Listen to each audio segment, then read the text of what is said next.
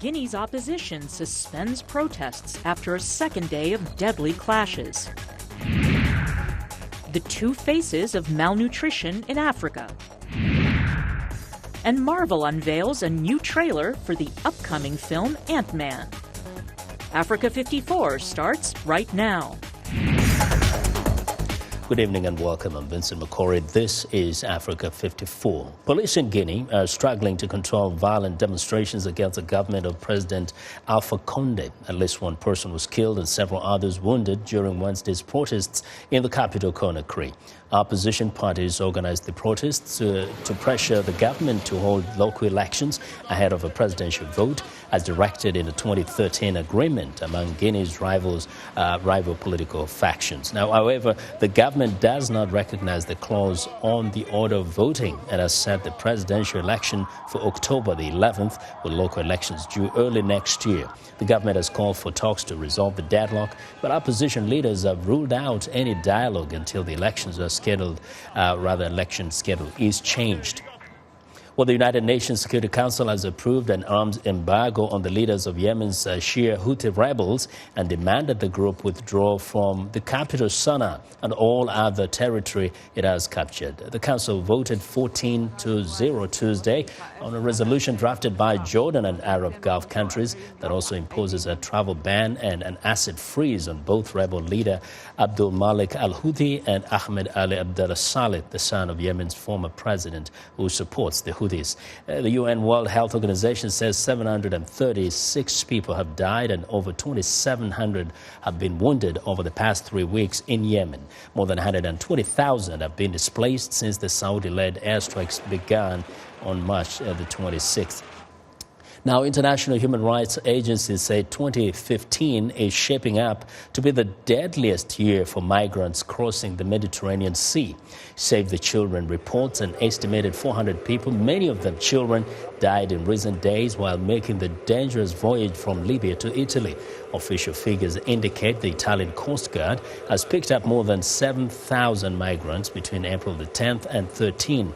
Save the Children says some 450 of them are children. 317 were unaccompanied by an adult. The UN High Commissioner for Refugees says at least 3,500 people drowned while attempting to cross the Mediterranean from North Africa in 2014. Humanitarian agencies predict that that number will be surpassed this year. Now, in January this year, African leaders met in Addis Ababa, Ethiopia, during the 24th African Union Summit to discuss the Year of Women's Empowerment and Development in Africa. For some insights into what this really means and how it will be achieved, I'm delighted to be joined by Dr. Nkosazana Dlamini Zuma, Chairwoman of the African Union Commission. Dr. Dlamini Zuma, welcome to Africa 54. First, it's so significant that the theme, the Africa Union Summit, empowering women, especially is at a time when a woman is at the helm of the Africa Union Commission. So what is it that was supposed to be the purpose of this particular theme in this year? Well, the purpose is really to give momentum to the question of equality and women's empowerment and development. As you know, there are lots of policies that are in place, but we want to give a push for their implementation. And also within Agenda 2063, we want certain things to be done in the first 10 years that relate to women, that can change women's lives. Mm-hmm. To give an example, in agriculture, because 75% of women in Africa are in agriculture, we have decided that we are going to look at land rights. We're going to look at taking the handheld hoe to the museum and replacing it with more modern technologies. We are having conversations with financial institutions to see how women can be included in and have access to finance for agriculture, for business, and for anything that they need, just like men. We are also looking at getting women into positions of decision-making in all areas of human endeavor, starting with parliament, cabinets, judiciary and so on. Yeah. Now, the question that many people ask is, the African Union is a body comprising of all these over 50 countries. What structure is there in place right now to ensure that when you have such a beautiful concept that every individual country can actually adhere to that and try to implement some of the policies that you're discussing? Well, there is a protocol that has all this, but now we're putting it into programs. We are going to be launching a gender index in June, where we will take a number of indicators and then we will look at them and see where each country is. But the important thing about that is that those that are doing well will be able to share with their colleagues how they've managed to do so well in a particular area, and so that those who are lagging behind can also know what strategies other people have implemented. Now, is this a kind of perceived as perhaps a softer strategy or objective? Because many times the African Union is faulted with being ineffective in implementing some of the objectives that it sets for itself, whether it is in the political sphere, economic sphere, whatever the case may be. What will be different this time that will make people believe that it can be achieved? Well, if you look at other areas, let's look at malaria, AIDS, Ebola. The AU, together with member states and other agencies, have worked very well. If you look at malaria, every year there are awards for those countries that are doing well on malaria, whether it's on policy, improvement, implementation, cutting down on the number of cases. And very interestingly, when countries don't get the award, they go back to say, why aren't we getting it? Where are we going wrong? So we've seen that has worked. But also, Agenda 2063 is not a government program. It's a program that was developed by and with the citizens. And that's the policies that we're talking about are things that citizens has asked for. Yeah, so that's what is different also because they know what they want, they know what's in it, and they will be making their governments accountable. And that's the hope. But many times, actually, citizens come up with very brilliant ideas, which to many on the ground, they say governments undermine, either through bad policies or just the bureaucracy. An example is in the area of agriculture. The debate has been going on forever about empowering women to own land. We know that most men are actually great and big commercial farmers. You see them yielding and kind of giving more power to the women?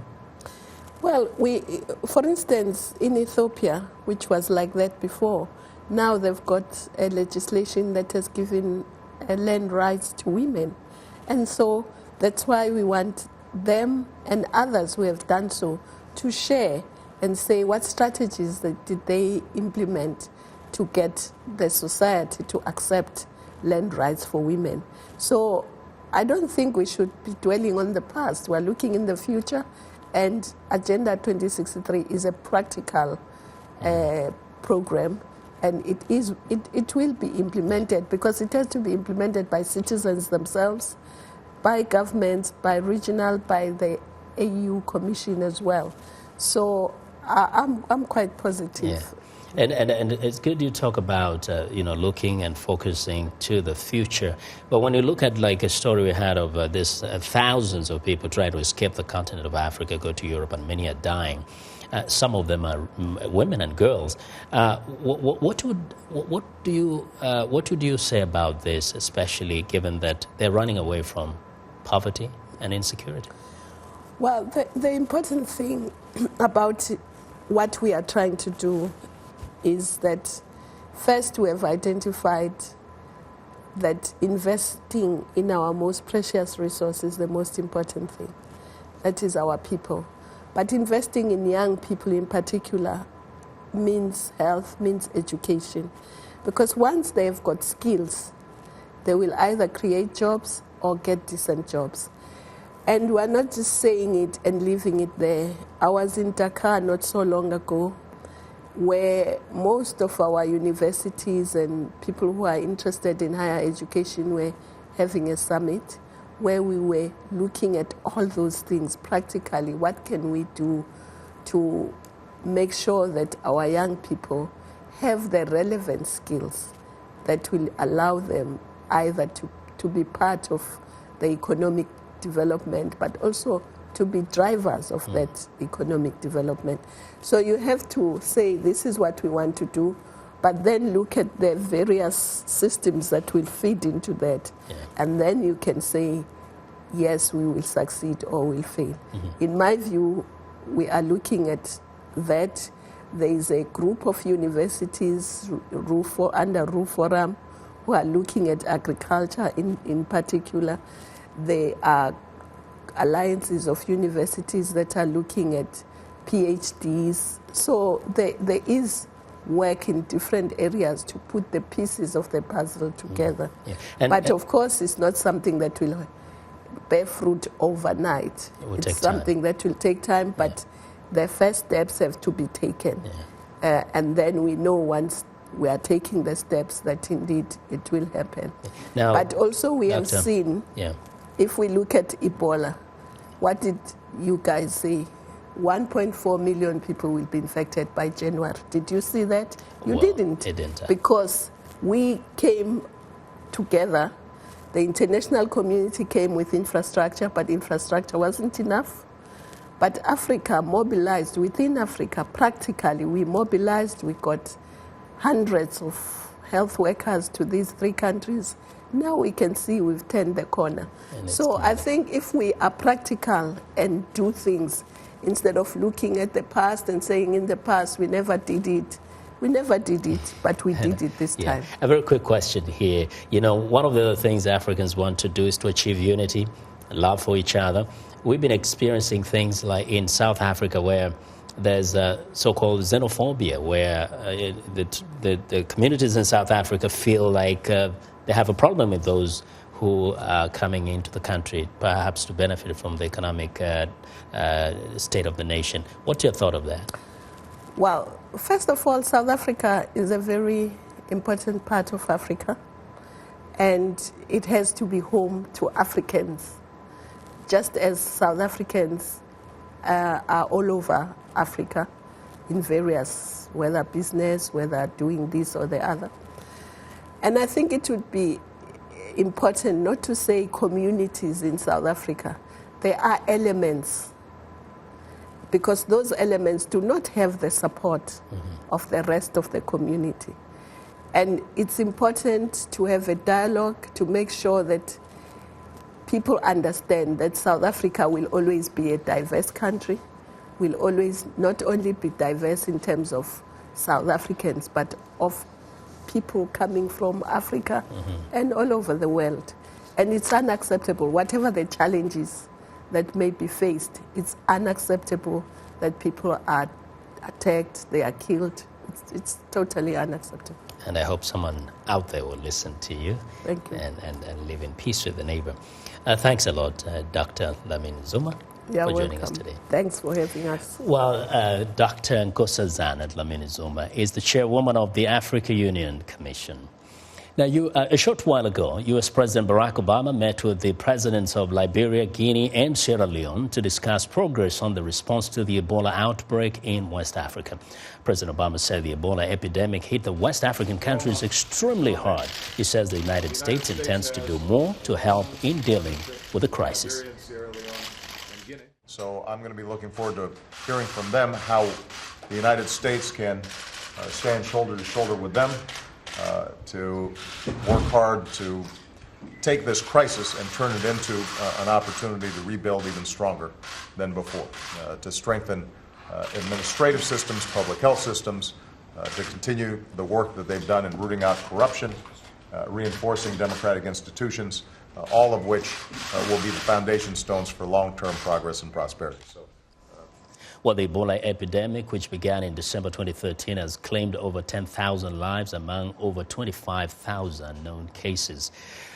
The top central bank and financial officials from nearly 200 nations are in Washington this week for World Bank and International Monetary Fund meetings that will focus on speeding up economic growth and creating jobs. They are hoping to avoid political bickering. As VOA's Jim Randall reports, a new study shows the pace of global growth is frustratingly slow. Even with falling oil prices and strong U.S. growth, the head of the International Monetary Fund says the global economy only expanded around 3.4% last year. Well, that's near the average growth over the last couple of decades. IMF Managing Director Christine Lagarde says growth is uneven and too slow. Given the lingering impact of the Great Recession on people, it is actually generating hardship for many people around the world, including those countries where more than 50% of the youth population goes unemployed. So growth is not good enough.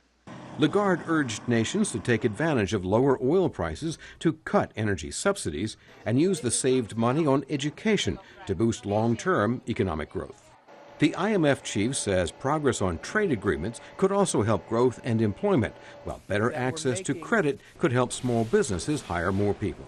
And she called for more investment in infrastructure to provide jobs in the short term and bolster growth in the long term by facilitating commerce.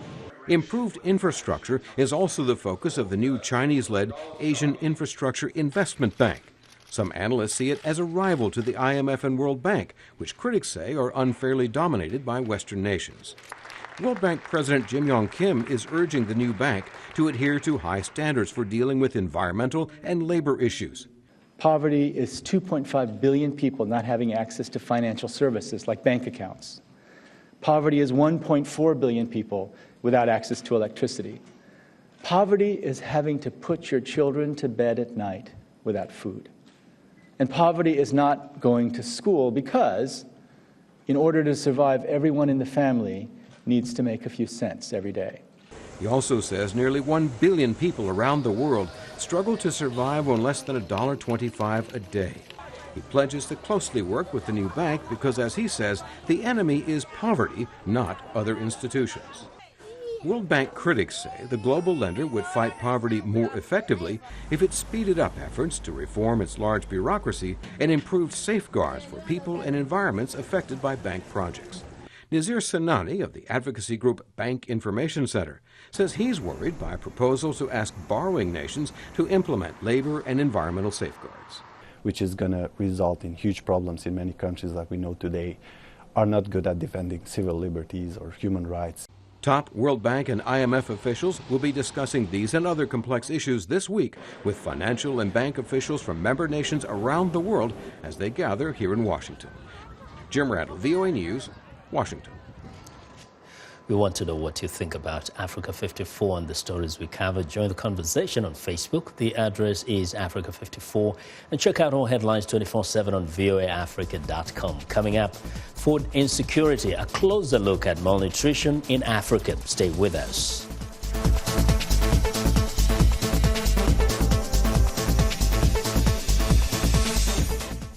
I am Sheka Sali, host and senior editor of VOA's international call-in talk show, Straight Talk Africa. Today we'll examine the tobacco industry. We pretty much touch on anything that you can think of. Politics, health issues, human rights issues, you name it, we talk about it. The issues that we discuss are pertinent to most people on the African continent.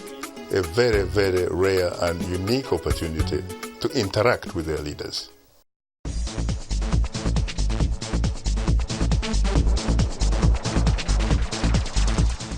Welcome back. Obesity levels in Africa are skyrocketing among all levels of society. Malnourishment now involves both under- and overnutrition. Countries like Kenya are struggling to tackle both. Lenny Rovaga has more from Nairobi. Lavender Achieng, a 26-year-old single mother of two, lives in the poor area of Mathare, a crowded area of Nairobi. She cleans clothes and houses for a living, earning on average $2 a day. But some days she goes without work, meaning she can't buy basic foodstuffs. Ninaenda When I go to wash someone's dishes or the house, they give me some rice, of which I bring back and share with my children, and sometimes we go hungry. Undernourishment is common in the slums, where the Baraka Health Center in Mathare has established a center, giving free meals to families in need. Achieng relies on the center for daily food rations. Her youngest son is a year old, has been put on a diet of plum peanut, a therapeutic meal with vitamins and minerals. Sometimes I go to look for odd jobs and find that there's no work. When I go to the nutrition center, the food helps me and I can have a meal with my children. The African Population and Health Research Center says 35% of Kenyan children under 5 are stunted, while 16% are underweight. Gladys Mugambi is the head of the Nutrition and Dietetics Unit at the Ministry of Health. We are dealing directly with the problem by giving vitamin E supplements to children, managing children with severe malnutrition properly, and providing iron supplements and folic acid to mothers when they are pregnant, promoting good nutrition for the mother and the child, and that is breastfeeding and adequate complementary feeding. But there is another face of undernutrition. The latest statistics from the World Health Organization show almost a quarter of Kenyan women are either overweight or obese, and about 7% of men. Elizabeth Kimani from the African Population and Health Research Center says an increasingly sedentary lifestyle, particularly among urban Kenyans, is contributing to the problem. We have obesity amongst women of 25%, amongst women generally, but amongst urban women we have 40%. So it's a major problem. It's a major problem because we have both sides of malnutrition. Among the growing middle class, this obesity epidemic looks a lot like it does in the West. Working women have less time to cook healthy meals, while people get less exercise and eat more processed foods. And Kimani says in the slums, obesity can be a sign not of overnutrition, but of malnutrition. The poorest rely heavily on cheap foods that are high in fat but low in nutrients. Malnutrition comes in all shapes and sizes, but with nutritionists in Africa now fighting on two fronts, keeping people healthy is becoming more complex every day. Lenny Ruvaga for VOA News, Nairobi. Well, in West Africa, the image of transportation is changing in Senegal's capital city. Now, Dakar's iconic color for public transportation buses are slowly being discontinued. Africa 54's Mel Bailey reports from Dakar. That's the sound of Dakar in motion, and these are the iconic symbols that transport people across the city. Car rapides, or jeganjais, have been the leading source of middle-class transportation since 1971. Now, Senegalese officials have started implementing plans to remove them from the city streets. The car rapids are useful to Senegalese people. Students, for example, they are here at 5 a.m. Everyone goes to work. They take these cars, so if they get rid of them, that's going to greatly disrupt the population. The head mechanic of the Latdra garage says the disappearance of the vehicles will disturb more than just commuters. We really do not like the idea, but what can we do? If they take away the car rapide and bring in new cars, we don't currently have the mechanical knowledge about how they work. So it will be even harder to adapt to work with those vehicles. The youngsters could perhaps adapt, but us, the ones who have been doing this longer, we're almost ready to retire. What's the point? For each car rapide, a minimum of 2 workers are employed. There is the driver and the apprentice, who is in charge of collecting tariffs from customers. We are here to work. We are here to help our parents. For every profession, we don't have a subcraft. This is what we do. We're here for our families, and it's with these 2 feet here that I do my work. The General Director of the Executive Council of Urban Transport of Dakar, Alouine Cham, explains that regardless of the image the car rapide represents for the city, the cars have run their course. It's true that the car rapides constitute an image of Dakar or even Senegal overall, but we believe that they have reached their limit in the sense that they no longer offer security to transport commuters, not to mention the environmental problem that they pose. Il y a des problèmes environnementaux The council vows that with the new program, they hope to replace all vehicles by 2018. So for all Dakarois, this may be the last chance to hail a ride. This is Mel Bailey for Africa 54, Dakar, Senegal. Well, it's time now for a short break. Still to come on Africa 54. A first look at the new Marvel comic book movie Ant-Man. We'll be right back.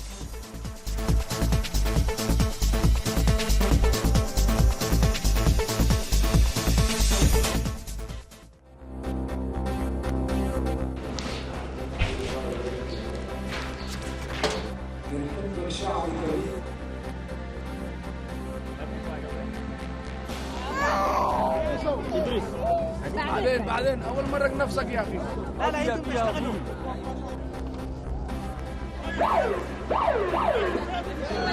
What are you doing, Granny? What are you doing?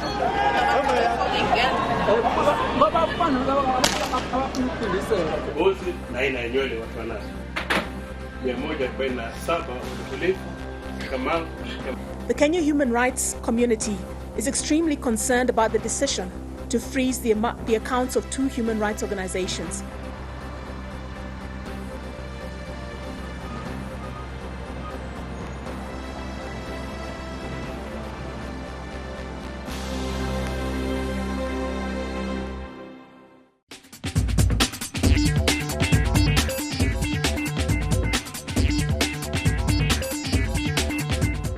Welcome back to Africa 54. Here's what's trending. Has power. You have to learn how to control it. You're getting a sneak peek at the newest installment in the Marvel comic universe. Now, Paul Rudd stars as electronics expert and sometime burglar Scott Lang, who has the ability to shrink to the size of an insect, thus becoming Ant-Man. The film is scheduled to be in theaters on July the 17th, 2015. And that's our show. Oh, next up, it's time to say goodbye to a groundbreaking television show. Cultural force and critical darling Mad Men is airing the second half of its final season. Sunday's return of the show saw a drop of several 100,000 viewers from the first half of the season. Mad Men ratings peaked in 2012 when its 2-hour premiere brought in 3.5 million viewers on that night alone. And that is what is trending today.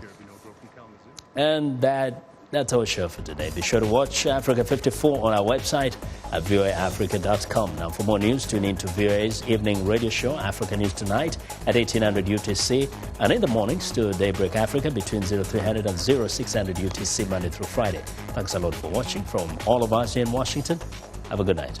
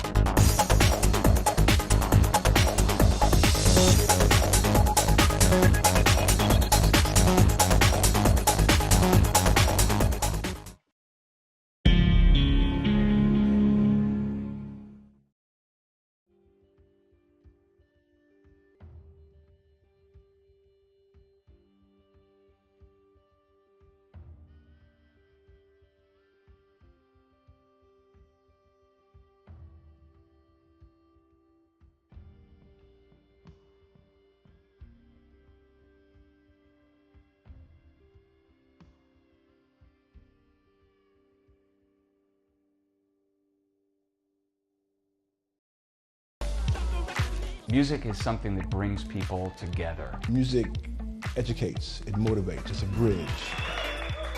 Music. Ali. On VOA. I am Sheka Sali, host and senior editor of VOA's international call-in talk show, Straight Talk Africa. The issues that we discuss are pertinent to most people on the African continent.